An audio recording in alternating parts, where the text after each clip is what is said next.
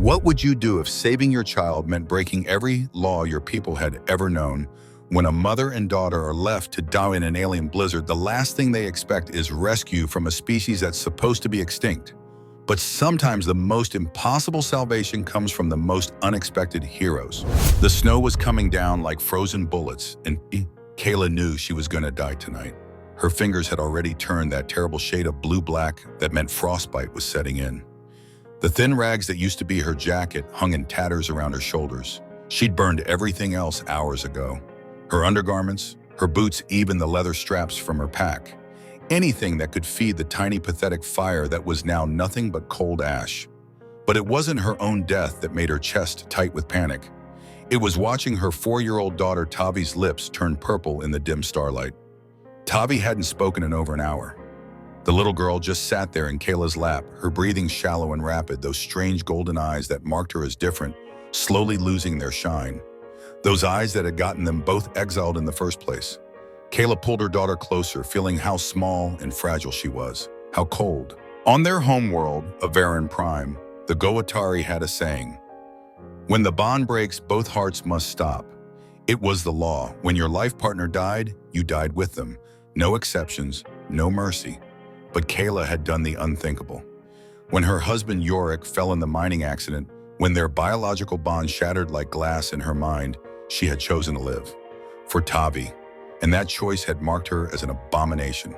The Council of Elders had been clear in their judgment. Exile to Harkin 9, the ice moon where nothing lived and nothing grew. Let the cold take what honor could not. Now sitting in this howling blizzard with her dying child, Kayla wondered if the elders had been right all along. Maybe some laws were meant to be absolute. Maybe love wasn't enough. The wind picked up driving ice crystals into her face like tiny knives. Tavi whimpered, and the sound nearly broke what was left of Kayla's heart. She tried to sing one of the old lullabies, but her voice cracked on the first note. Her throat was too dry, too cold. That's when she heard it. A low rumbling sound cutting through the storm. Not the wind, something else. Something alive. Kayla's survival instincts, honed by months of scraping by in the wasteland, screamed at her to run. But she couldn't move. Tavi was too weak, and Kayla's legs had gone numb an hour ago. The sound got closer, heavier, deliberate. Through the swirling white chaos, a massive shadow emerged. Kayla's breath caught in her throat. It was huge, easily 7 feet tall, moving with the kind of confidence that said this frozen hellscape was just another Tuesday for whatever it was. But as the figure got closer, details began to separate from the storm. 2 arms, 2 legs, a humanoid shape wrapped in some kind of advanced thermal gear that seemed to shimmer with its own heat. Not a monster, a person. And beside him, keeping perfect pace through snow that should have slowed anything down, was something that made Kayla's mind struggle to process what she was seeing. A dog, but not like any dog she'd ever encountered in the archives of known species. This one was made of sleek metal and composite materials, its joints moving with mechanical precision. Its eyes glowed with a soft blue light that cut through the darkness like twin stars. The man stopped about 10 feet away, and Kayla could see his face now beneath the hood of his gear. Human features, broad jaw, weathered skin, eyes the color of Earth's ancient oceans that Tavi had made her describe so many times from the old stories. A human, here, on Harkin 9. But that was impossible. Humans were extinct, everyone knew that. They destroyed themselves in their endless wars decades ago, leaving behind nothing but ruins and cautionary tales about the dangers of unchecked aggression. Yet here one stood, very much alive, studying her with an expression she couldn't quite read. The metal dog moved closer, its head tilted in what looked almost like concern. When it spoke, its voice was warm and oddly gentle, despite coming from a mechanical throat. "Mason, she's hypothermic. The child too. Core temperature dropping fast." Mason. The human had a name, and the dog could talk. Kayla tried to speak to warn them away or beg for help, she wasn't sure which. But all that came out was a broken whisper, "Please." The human Mason was already moving. He shrugged out of his outer jacket, revealing another layer of advanced gear underneath, and held it out to her. "Put this on," he said, his voice carrying an accent she'd only heard in old recordings from the Earth archives. "Both of you, we need to get you warm." Kayla stared at the jacket, her mind reeling. Every story she'd been told about humans painted them as savage, unpredictable creatures who took what they wanted by force. But this one was offering her clothing off his own back. Why, she managed to ask. Mason's expression softened, and for a moment she saw something in his eyes that looked like old pain carefully buried but not quite hidden. Because, he said simply, nobody dies of cold on my watch, not anymore. The metal dog, apparently deciding that conversation was taking too long, padded forward and gently nuzzled Tavi's cheek with its snout. The little girl's eyes fluttered open, and for the first time in hours she smiled. Mama, Tavi whispered, her voice barely audible over the wind. Pretty doggy. And despite everything, despite the cold and the fear and the impossibility of the situation, Kayla felt something she hadn't experienced since Yorick died. Hope. But hope was a luxury Kayla couldn't afford. Not yet. She pulled back from Mason's outstretched jacket, her maternal instincts warring with a lifetime of conditioning. The Goatari children learned about humans from their first lessons in the learning pods. Savage, unpredictable, they conquered through violence and took what they wanted without regard for others. Yet here was one offering her warmth when he could have simply walked past her frozen corpse in the morning.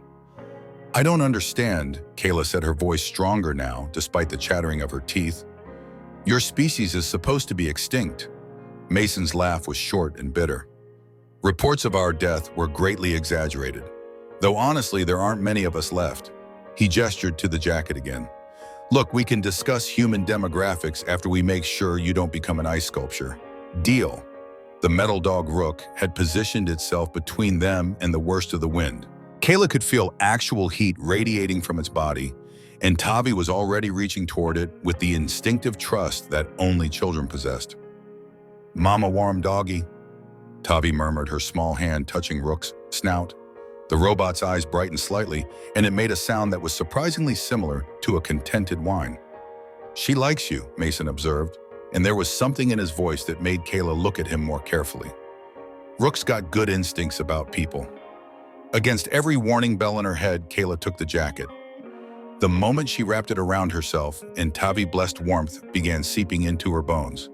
The material was unlike anything she'd ever felt, seeming to actively generate heat rather than simply trap it. There's a shelter about half a mile from here, Mason said, shouldering a pack that looked like it contained enough supplies to survive for weeks. Old research station. Should have some emergency rations and a working heater. Why was you helping us? The question came out sharper than Kayla intended, but she needed to know. In her experience, no one did anything without expecting something in return. Mason was quiet for a long moment, his eyes distant. When he spoke, his voice carried the weight of old wounds. I had a daughter once, he said simply. About her age.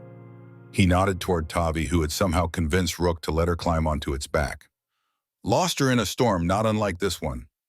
Rescue teams arrived 47 minutes too late. The raw pain in his voice hit Kayla like a physical blow. She recognized that particular kind of grief, the kind that carved holes in your soul that never quite healed. I'm sorry, she whispered. Yeah, well.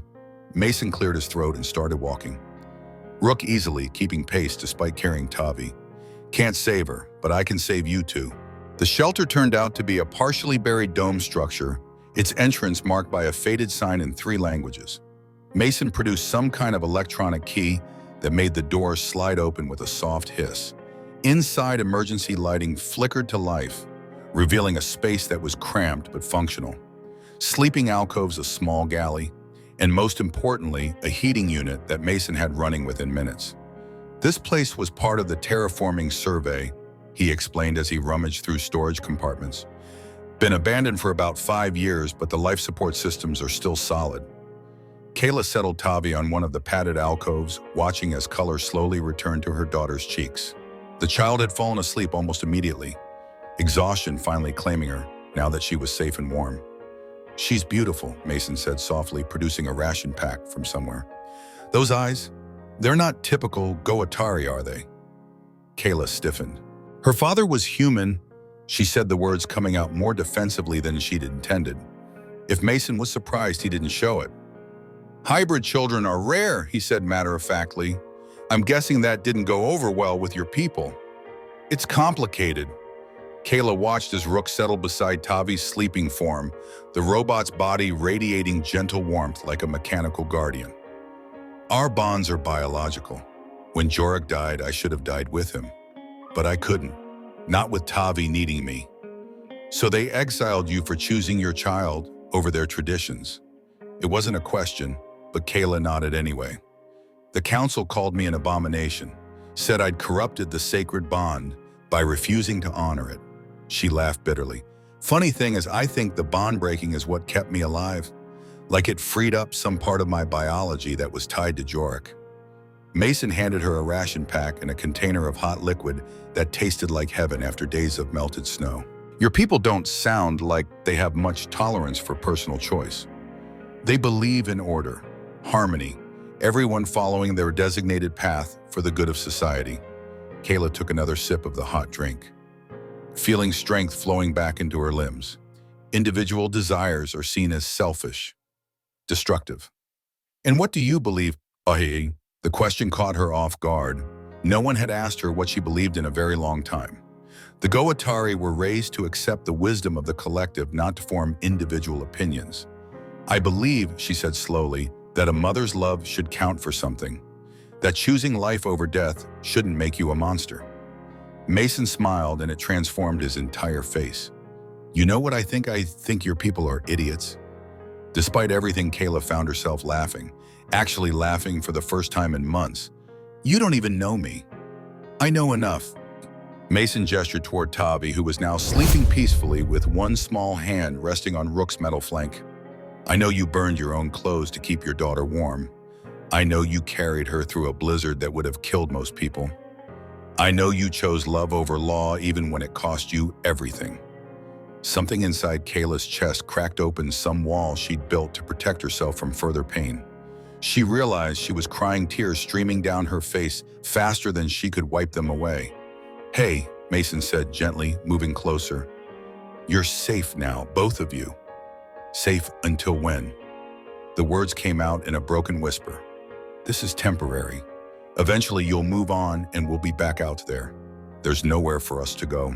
The Goatari won't take us back, and no other species will risk harboring exiles. Rook's head came up, its glowing eyes focusing on something beyond the shelter walls. Mason, the robot said, its voice suddenly sharp with alertness. Motion detected, multiple airborne signatures approaching from the southeast. Mason was already moving, checking readings on a device Kayla hadn't noticed before. His expression went grim. Enforcement drones, he said quietly. Looks like someone reported our location. Through the small window, Kayla could see lights cutting through the snow. Red lights that pulsed with mechanical precision. They found us, she whispered, her brief moment of hope crumbling into ash. But when she looked at Mason, expecting to see him preparing to abandon them, she found something else entirely in his expression. Determination. No, he said, his voice carrying a steel that made her believe him despite the odds. They found me. The drones circled the shelter like mechanical vultures, their searchlights cutting through the storm in precise geometric patterns. Kayla counted at least 6 of them, each one the size of a small transport and bristling with weapons that could reduce their shelter to molten slag in seconds. Mason was already at a control panel, his fingers flying over interfaces that flickered with data streams. Rook, give me a tactical assessment. 6 Mark 7 enforcement drones, standard Goatari configuration. The robot reported, its voice eerily calm given their situation. Armed with plasma cannons and neural disruptors. They're broadcasting on Covenant frequencies, demanding surrender of exile subjects for immediate termination. Kayla's blood turned to ice. Immediate termination. She looked at Tavi, still sleeping peacefully despite the growing noise outside. They're not here to bring us back for trial. They're here to execute us. Over my dead body, Mason said flatly, and something in his tone made Kayla realize that this human might actually be crazy enough to fight 6 military drones with whatever equipment he had in his pack. The lead drone's voice boomed through external speakers, speaking in the formal cadence of Goatari law enforcement. Exile subjects, Kayla Vexhai and offspring Tavi Vexhai, you are commanded to exit the structure immediately. Continued resistance will result in the use of lethal force against all occupants. Offspring, Kayla whispered bitterly. They won't even use her name. Mason looked at her with something that might have been surprise. You're not seriously considering going out there. If I surrender, maybe they'll let her live. She's just a child. Kayla. Mason grabbed her shoulders, forcing her to meet his eyes. They called for termination of exile subjects. Plural. They're not planning to spare anyone.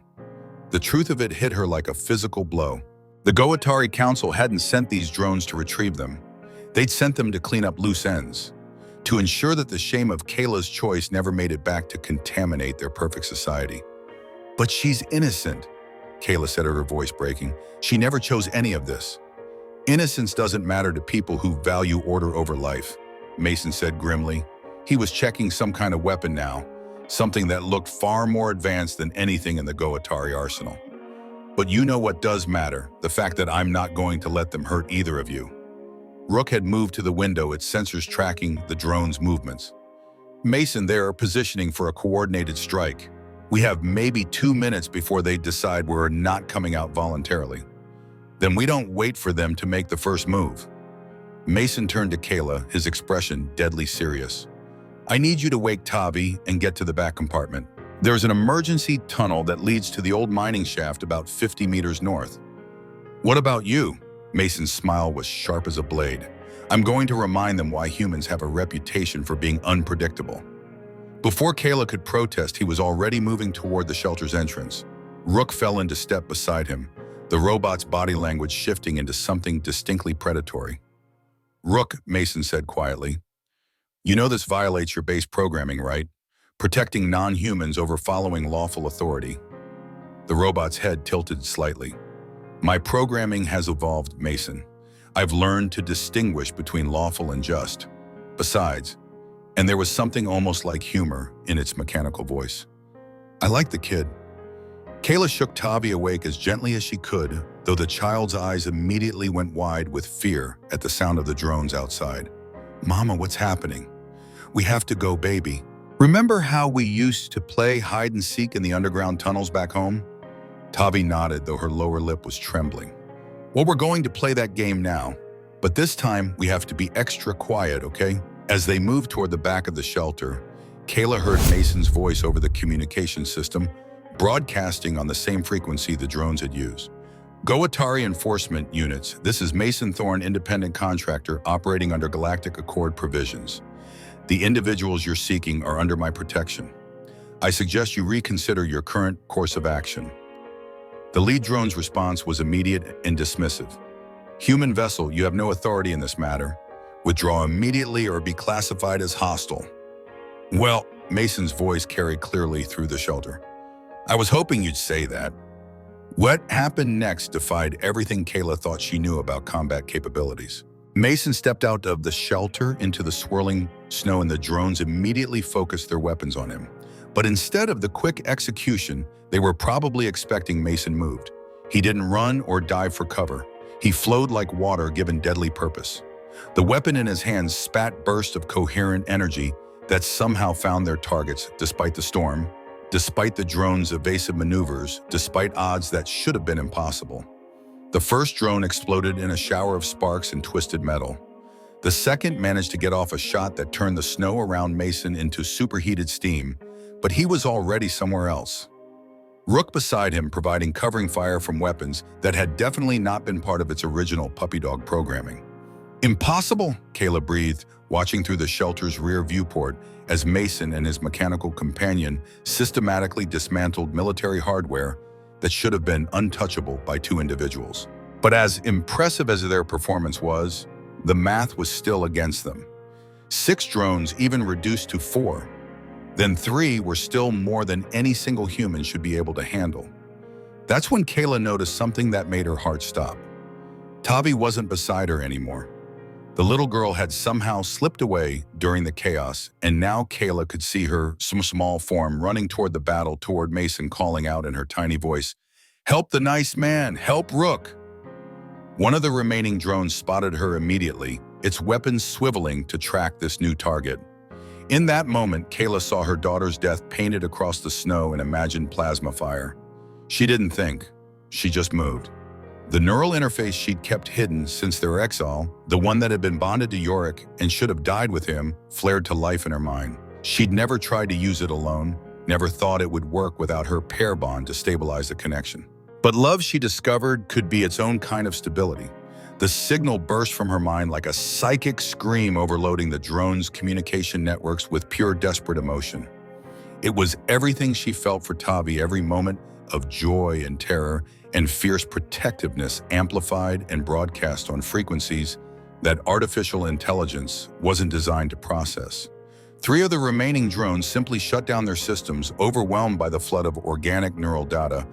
The last one wavered, its targeting systems glitching as it tried to parse inputs that made no logical sense. Mason didn't waste the opportunity. His final shot took the drone's main processor clean off, sending it crashing into the snow in a shower of sparks. Silence fell over the shelter site, broken only by the wind and the soft hum of cooling metal. Kayla collapsed, blood trickling from her nose, her mind feeling like it had been scraped raw. But Tavi was safe, running back to her, with tears streaming down her face but very much alive. "Mama, you did the light thing, the pretty light thing." Mason appeared at their side, his face grim with concern. "Kayla, that was a neural burst. I've seen soldiers die from attempting that kind of unshielded broadcast." "Worth it," Kayla managed to whisper as she gathered Tavi into her arms. "She's safe." But even as she said it, she could feel something changing in her mind. The neural pathways that had been burned by her desperate gambit were reforming, but differently. Memories were sliding away like water through her fingers. Yorick's face was becoming harder to recall. Even Mason's name felt slippery in her thoughts. "Mama," Tavi's voice seemed to come from very far away. "Are you okay?" Kayla looked at her daughter, at this beautiful child with golden eyes, and felt love bloom in her chest like a sunrise. But when she tried to remember how they'd gotten here, why they were in the snow, the details felt foggy and strange. There was a man kneeling beside them, his face kind but unfamiliar. A metal dog sat nearby, its blue eyes gentle and somehow comforting. "Who are you?" she asked, though something deep in her heart whispered that this was someone important, someone who mattered. The man's expression went carefully neutral, but she caught a flicker of pain in his eyes before he smiled. "I'm Mason, Ethan," he said softly, "and this is Rook. We're friends." "Friends," Kayla repeated, and the word felt right even if she couldn't remember why. Above them, the storm was beginning to clear, and the first pale light of dawn was touching the horizon. The silence that followed was different from the oppressive quiet of the storm. This was peaceful, almost sacred, like the world itself was holding its breath to see what would happen next. Tavi scrambled up into Kayla's lap, her small hands touching her mother's face with the intuitive concern that children possessed. "Mama happy?" she asked, her golden eyes searching Kayla's features for something familiar. Kayla looked down at this beautiful child, this perfect little being, who felt like the most important thing in the universe, even though she couldn't quite remember why. Her heart recognized what her mind couldn't hold on to. "Yes, baby," she whispered, and meant it. "Mama's happy." Mason watched them both with an expression that was carefully composed, but Rook had no such restraint. The metal dog padded over and gently rested its head on Kayla's knee, a gesture so naturally comforting that she found herself stroking its smooth surface without thinking. "You saved us," she said to Mason, though the details felt hazy and dreamlike. "Didn't you?"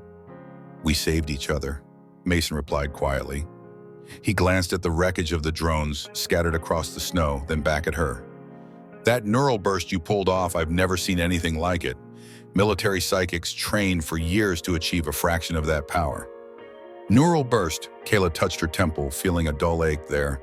"I don't remember doing anything special." "Maybe that's for the best," Mason said, but there was sadness in his voice that she didn't understand. Tavi looked up at him with the directness that only children could manage.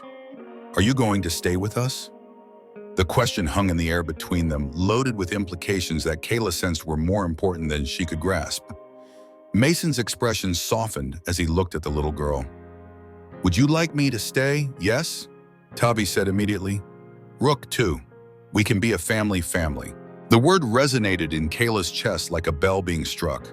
She looked at Mason, at the stranger, who somehow didn't feel like a stranger at all, and felt something shift in her heart. "I don't know you," she said slowly, "but when I look at you, I feel safe, Like maybe I've been waiting for you without knowing it. Mason's careful composure cracked just a little.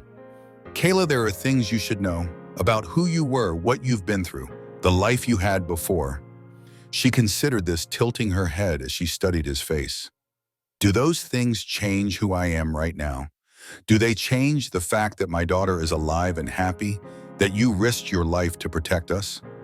No, Mason admitted. They don't change any of that. Then maybe, Kayla said, surprising herself with her certainty, maybe the past isn't as important as what we choose to do next. Rook made a sound that might have been agreement, and Tavi clapped her hands together as if the matter was settled. We can build again, Mason said softly, and something in his tone suggested he was repeating the words that had been spoken before. From choice this time. From choice, Kayla echoed, and the phrase felt right even if she couldn't place its significance.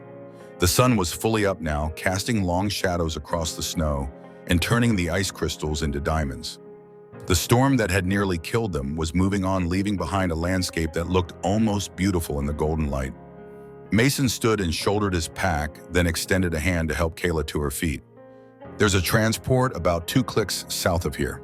It'll take us off this ice ball and somewhere warm, somewhere Tavi can grow up without looking over her shoulder. And you'll come with us, Kayla asked as she took his hand, feeling the strength and warmth of his grip. If you'll have me, Mason said. Both of you. Tavi was already climbing onto Rook's back, chattering away to the robot about all the games they could play together. The metal dog listened with what could only be described as paternal patience, occasionally offering gentle commentary that made the little girl giggle. As they began walking across the snow toward whatever future awaited them, Kayla found herself thinking about beginnings, about how sometimes you had to lose everything to understand what truly mattered, about how love could take root in the most unlikely soil and grow into something stronger than any bond imposed by law or tradition. She might not remember her past, but she could feel her future walking beside her, in the steady presence of the man called Mason, in the loyal companionship of Rook, in the bright laughter of her daughter, running ahead of them through the snow. The Goatari had taught her that when bonds broke, hearts were supposed to stop. But maybe they had it backwards. Maybe sometimes hearts had to break open before they could truly begin to beat. Behind them, the wreckage of the enforcement drones was already being covered by fresh snow, like the planet itself was choosing to forget the violence that had tried to take root there. Ahead of them, the transport's beacon glowed steady and sure against the horizon.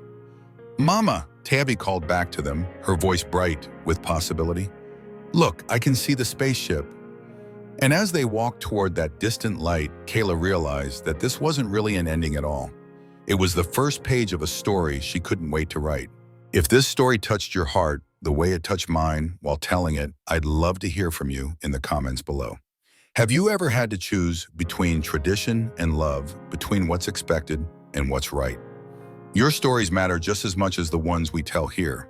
And if you're hungry for more tales of courage, unlikely friendship, and the extraordinary power of human spirit, hit that subscribe button and ring the notification bell. Every week we dive into new worlds where ordinary people do extraordinary things, where love conquers fear, and where hope always finds a way. Until next time, remember that sometimes the greatest strength isn't in following the rules. It's in knowing when to break them for something more important. Thank you for listening, and I'll see you in the next story.